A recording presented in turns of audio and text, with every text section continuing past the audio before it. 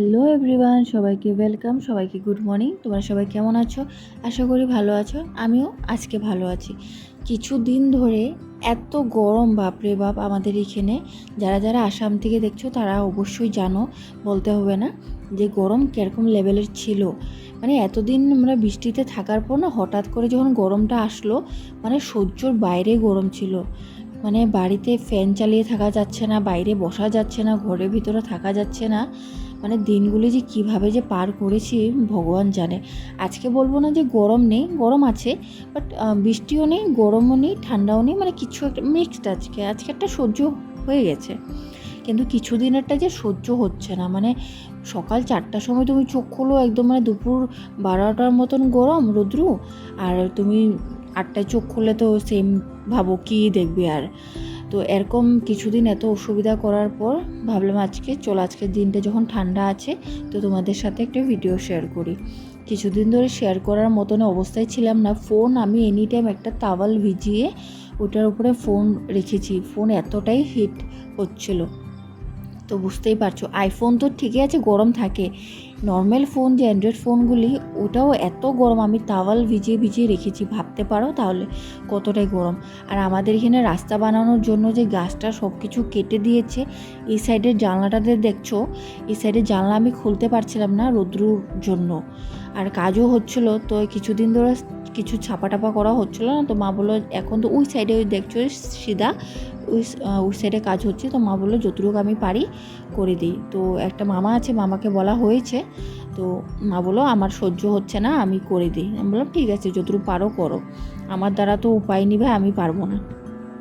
তো মানুষে বলে না কি নালায় না এরকম কিছু একটা বলে না, পদ্ম ফুল। তো আমাদের এখানে এই অবস্থা হয়েছে, নালায় গোলাপ ফুল। তো এখানে মাছ চাপা বাইরের সিনটা দেখতে ভালোই লাগছিলো না বেশ, তখন নোটিস করিনি, এখন দেখলাম ভালোই লাগছিলো।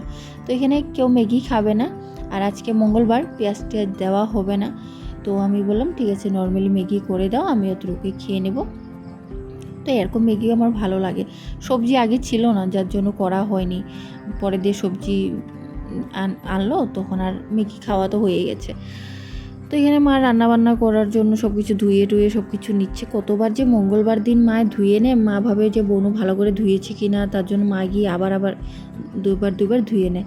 দেখলাম যে পটলের সাইজটা একটু বেশি বড়। মা আমাকে জিজ্ঞেস করছিল পটল তরকারি খাবি না পটল পুস্ত খাবি। তো আমি বললাম যে পটল পুস্ত করে নাও, এটাই ভালো লাগে। পটল তরকারিটা অত একটা পছন্দ করি না, যদি হ্যাঁ পনির দিয়ে যদি হয় তাহলে ভালো লাগে। কারা কারা আমার কথা এগ্রি করো আমাকে জানিও। এখানে আজকে দেখলাম মরিচটাও ভাই অনেকটাই বড়, মানে কি হয়েছে ভাই জানি না। তো এখানে মা রান্নাবান্না করছে, আর এতই ঘুম, রাতে 3টার থেকে আমি ঘুমাইনি। এক তো গরম, আর 2 নম্বর কারেন্ট চলে গেছিলো, যার জন্য ঘুমাতে পারিনি। আর সকালে উঠে আমার শরীরে একটুকু এনার্জি ছিল না, কিছুদিন ধরে ঘুমটুম হচ্ছেই না। মানে সকালে জলদি ঘুমের থেকে উঠে যে দুপুরে ঘুমানো হয় না, রাত্রে ঠিকভাবে ঘুমানো হচ্ছে না, কারেন্টটাও সমস্যা অনেক চলছে, যার জন্য ঘুমটুম হচ্ছে না। আমার চেহারার অবস্থা দেখো কী হয়ে গেছে। সুন্দর যদিও না, তবু ভাই এত খারাপ না। তো এখানে একটু ওই যে বললাম না, একটু মামাকে বললাম যে একটু ছাপা করে দিতে। তো ওই মামাটা একা থাকে, কেউ নেই মানে। তো রান্নাবান্না যখনই করি তখন কিছু কিছু মামাকে দিয়ে দিই। তো ওই যে মামাটা হোয়াইট কালার গেঞ্জি পরা, যে ওই মামাটাকে দিয়ে আসলাম। রাস্তায় বেরোনো যায় না, জানো, মানুষ এত থাকে না। এখন বলবে ওই রাস্তায় তো মানুষ থাকবে, বাট আমাদের এখানে কমই থাকে, তার জন্যই এখন রাস্তাটা বানানোর পরে অনেক মানুষ থাকে। তো মামাকে দিয়ে আসার পর আমরাও খাওয়া দাওয়া করে নিলাম। এখন একটা দেখবে জিনিস, এই ক্লিপটা দেখো, এত সুন্দর বিকালটা লাগছিল না।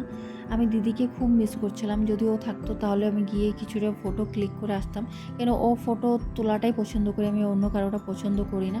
আমি দিদিকে খুব মিস করছিলাম। দিদি, মিস ইউ, বাই বাই, ভালো থেকো।